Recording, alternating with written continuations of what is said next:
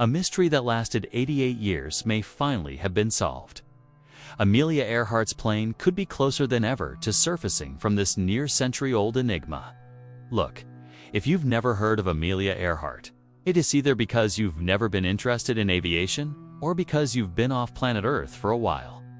Amelia Mary Earhart was born on July 24, 1897 in Atkinson, Kansas, and was one of the pioneers of aviation in the United States, as well as one of the most iconic figures of the 20th century.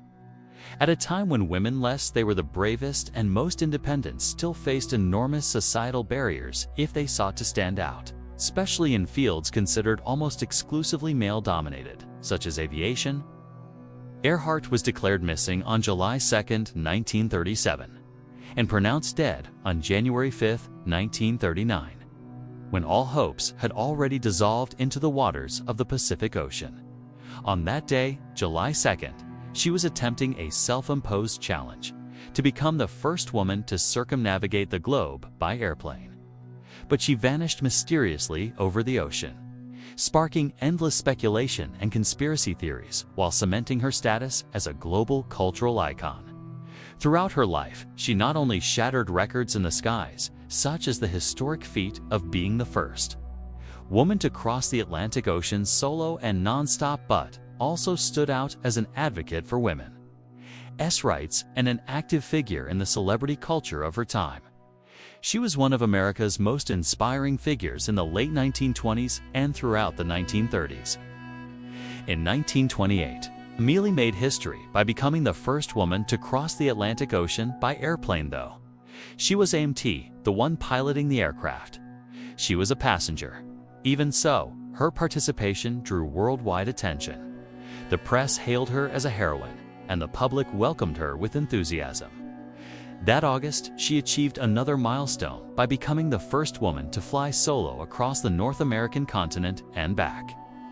Over time, her piloting skills earned recognition among seasoned professionals.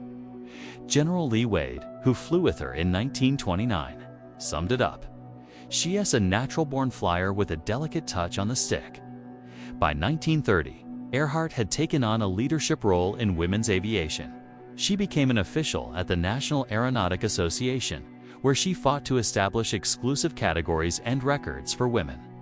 Thanks to her efforts, the Fédération Internationale officially recognized these standards. On May 20, 1932, at age 34, Amelia Earhart took off from Harbor Grace, Newfoundland, carrying a copy of the Telegraph Journal handed to her by a local journalist as proof of the flight date. Her mission was audacious: to replicate Charles Lindbergh's feat by crossing the Atlantic solo and non-stop in a Lockheed Vega 5B. With technical support from aviator Bernd Balken, who discreetly diverted press attention by pretending to prepare the plane for his own Arctic flight, Earhart endured nearly 15 hours of flight through strong winds, ice, and mechanical failures. Finally, she landed in a field near Colmore, north of Derry, Northern Ireland. A startled local worker asked, "Have you come far?" She replied simply, "From America." With this achievement, Amelia became the first woman to cross the Atlantic solo and non-stop, earning widespread acclaim.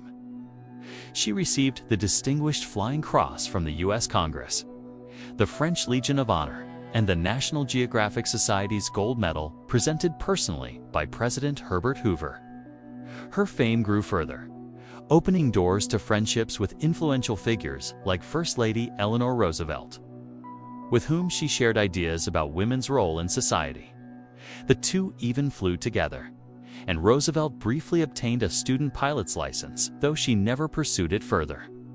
During this time, Earhart also grew close to aviator Jacqueline Cochran, often seen as her rival, but who ultimately became a confidant. The following years kept Earhart's schedule packed. At times, she had to decline invitations, prioritizing flight activities over interviews and lectures, flying solo in different aircraft and tackling demanding routes. By early 1936, Amelia began planning her round-the-world flight.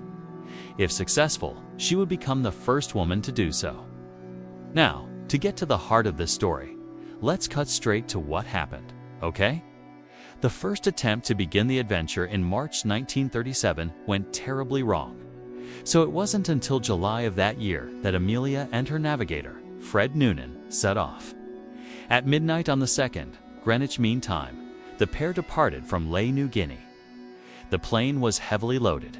Their destination was Halland Island, a sliver of land just 2,000 meters long and 500 meters wide, located 2,555 miles away. Their last reported position was near the Nukumanu Islands, roughly 800 miles after takeoff. The U.S. Coast Guard cutter Itasca was stationed at Halland to communicate with Earhart's Lockheed Electra 10E and guide them to the island as they approached. Amelia Earhart's final attempt to reach Halland Island ended in failure. While the exact reasons remain debated, a combination of failures and miscommunications likely played decisive roles. Radio navigation, critical for the flight's final leg, malfunctioned. Fred Noonan, an experienced navigator, had previously warned about technical limitations compromising the radio navigation system's reliability. Some accounts suggest Earhart struggled to operate the Bendix antenna, a relatively advanced and complex piece of equipment for the era. Additionally, a timekeeping error may have worsened the situation. While Earhart used Greenwich Mean Time, the Itasca's crew followed naval time zones with a 30-minute discrepancy factor that may have caused communication and coordination breakdowns. Visual evidence from footage shot in Lae raises another alarming possibility. One of the Electra's antennas, muted under the fuselage, may have detached during taxiing or takeoff, crippling airborne communication. This theory is bolstered by a curious detail from the biography of Paul Mance, Earhart's technical advisor. According to biographer Don Dwiggins, the pilots once cut a long antenna wire for being cumbersome, as it required manual reinstallation after each use. These factors alone or combined may have sealed the flight's fate, adding another layer of mystery to Amelia Earhart's enigmatic disappearance. Since then, neither the plane nor its crew has been found. But a new discovery in the Pacific Ocean's depths may soon rewrite this aviation mystery. Deep Sea Vision, an American underwater exploration company, claims to have located what could be the legendary pilot's long-lost plane. As DSV CEO Tony Romeo told Reuters, Amelia was an extraordinary pioneer, America's favorite missing person. Romeo's team meticulously analyzed historical records, flight paths, altitude data, weather, and crucially 6 radio calls from Earhart reporting low fuel. Using these clues, DSV defined a search area and spent 3 months scanning roughly 5,000 square miles of seabed with a cutting-edge submersible. The result? A striking sonar image. At 16,400 feet deep, an object matching the Electra's shape and dimensions rests on the ocean floor. According to Romeo, the twin vertical stabilizers on the tail signature feature of Earhart's plane are the most compelling detail. It's a flat, sandy area where you rarely see anything protruding. That's what really intrigued the team. Despite the excitement, experts urge caution. Dorothy Cochran, curator at the Smithsonian's National Air and Space Museum, acknowledges the sonar image is promising but inconclusive. Without 100% confirmation, retrieving anything is the biggest challenge. After 88 years underwater, saltwater and sediment have reduced the aircraft to a mere shadow of its past. For instance, aluminum, the fuselage's primary material, corrosion-resistant but not impervious. In saltwater, especially in areas with biological activity and temperature shifts, it would have undergone slow electrochemical corrosion, fragmenting over time. Steel components like bolts would have rusted far faster. In soft-bottomed regions, more sand than rock or correlation currents may have buried the plane partially or entirely in sediment, complicating detection even with sonar and submersibles. The object DSV found appears to be in such conditions, making recovery or even confirming it's Earhart's Electra nearly impossible. Moreover, fish, crustaceans, and microbes would have colonized the structure quickly. Species like Teredo nivalis degrade materials, especially wood and insulation.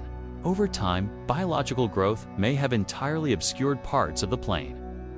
As for the Electra's occupants, there's zero chance any human tissue survived this long underwater. Yet, despite skepticism and challenges, Deep Sea Vision and its partners press on. As CEO Tony Romeo stated, she's America's favorite missing person. Walking away from this discovery unidentified isn't an option. If confirmed, DSV hopes to recover and restore the wreckage. Its likely destination, a museum like the Smithsonian, where Earhart's Atlantic crossing Lockheed Vega already resides.